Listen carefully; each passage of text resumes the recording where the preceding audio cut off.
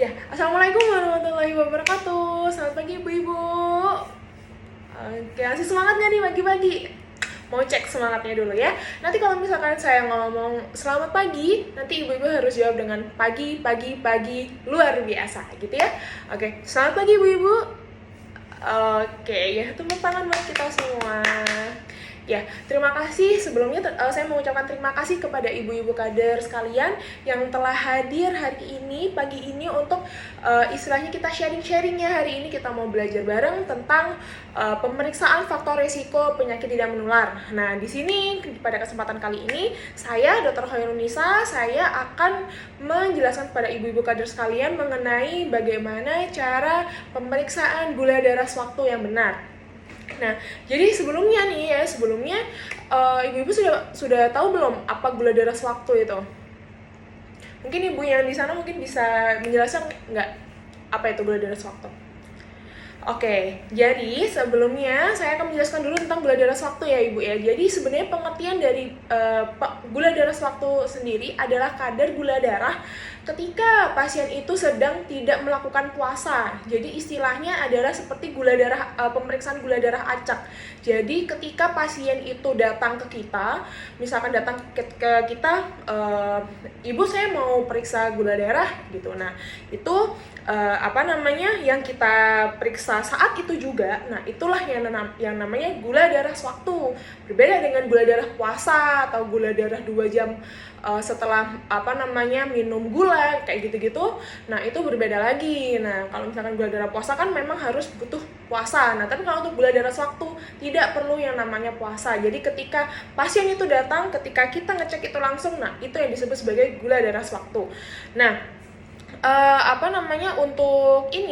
untuk pemeriksaan gula darah sewaktu sebenarnya pemeriksaannya itu ya seperti yang kita ketahui seperti biasanya ya.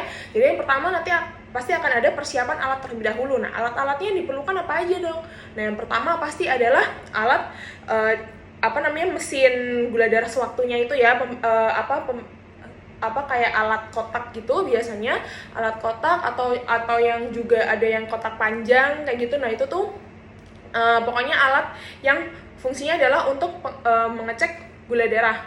Nah, itu nanti istilahnya mereknya itu akan banyak ya kan, mereknya banyak, terus model-model mesin pengecek gula darahnya itu nanti pasti akan berbagai macam. Nah, nanti biasanya di dalam kardusnya itu nanti pasti akan ada manualnya, pasti akan ada buku petunjuknya. Terus yang kedua nanti ada yang namanya lancet ya kan, lancet jarum itu ya. Nah, itu nanti lancet atau jarumnya itu nanti akan harus disesuaikan dengan istilahnya ketebalan kulit dari pasien kita gitu. Nanti kalau biasanya kalau misalkan kulitnya tipis 3 atau 4 gitu, dari lancetnya itu udah bisa sudah cukup untuk nanti mengeluarkan darahnya. Tapi kalau kerasanya tebal sekali, nah itu sampai 5 baru bisa darahnya keluar kayak gitu ya. Jadi harus bisa dikira-kira. Terus yang ketiga nanti ada alkohol swab ya kan, ada alkohol swab. Nah, kemudian yang keempat yang penting juga adalah pasti akan ada yang namanya kalau misalkan alat gula darah kan pasti akan ada stick GDS-nya ya kan, ada stick gula darahnya, harus ada stick gula darahnya. Nah, itu nanti disesuaikan dengan mesin pengecek gula darahnya itu tadi. Nah, kemudian yang kelima bisa juga ditambahkan seperti tisu pengering ya, tisu pengering yang atau kasa yang steril ya. Nah, nanti cara-caranya adalah yang pertama nanti ibu harus nanti biasanya dilakukan di jari ya, nanti bisa dilakukan di jari telunjuk, jari tengah, jari manis. Itu bisa di 3 jari ini biasanya paling sering. Nah, kemudian nanti ibu istilahnya akan agak diurut-urut dikit gini ya, Nah, terus nanti kira-kira sekitar kira-kira kayak jarinya sudah terlihat merah gini, ibu ambil kapas alkohol, ibu swabnya nggak boleh, swabnya cukup sekali gini aja nggak apa-apa, seret gitu aja nggak apa-apa. Nah, nanti harus ditunggu kering dulu, ditunggu kering, atau kalau misalkan ada kasa steril gitu ya, nanti diusap pakai kasa steril nggak apa-apa setelah kering. Nah, nanti baru ibu tancapkan lancetnya sesuai dengan ukurannya ya kan, sesuai dengan ukuran ukuran 3, 4 atau 5. Nah, terus nanti dipencet. Nah, terus akhirnya nanti kan sudah keluar darahnya. Nah, nanti dengan dengan alat cek gula darahnya nanti yang sudah terpasang stick GD-nya. Nah, nanti ditempelkan sampai nanti indikator dari darahnya sudah cukup. Nah, nanti baru bisa muncul kadar gula darahnya. Nah, biasanya muncul kadar gula darahnya biasanya kalau pada tiap mesin beda ya.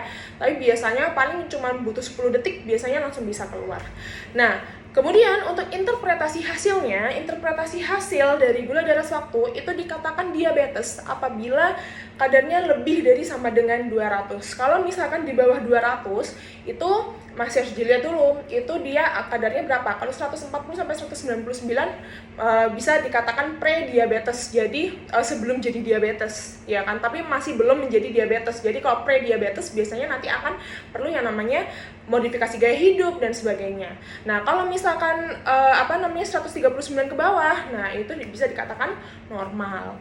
Seperti itu. Nah, mungkin di sini mungkin akan yang saya tanyakan mungkin dari ibu-ibu ada yang mau bertanya sebelumnya. Oke, berarti ini mau saya tebakin dulu ya dari ngecek ibu sudah seberapa paham dengan apa yang saya omongin ini tadi. Alat-alat yang diperlukan untuk cek gula darah itu apa aja? Coba angkat tangan. Ya, benar ya Bu ya. Nah, kemudian yang kedua, interpretasi hasilnya tadi gimana? Yang disebut normal, yang disebut prediabetes gimana, yang disebut diabetes tuh bagaimana? Oke, ya benar sekali. Oke, ternyata ibu-ibu di sini sudah atensinya bagus sekali ya atas penjelasan saya. Nah, baik ibu-ibu, terima kasih atas perhatiannya. Mohon maaf apabila ada salah kata atau kurangnya.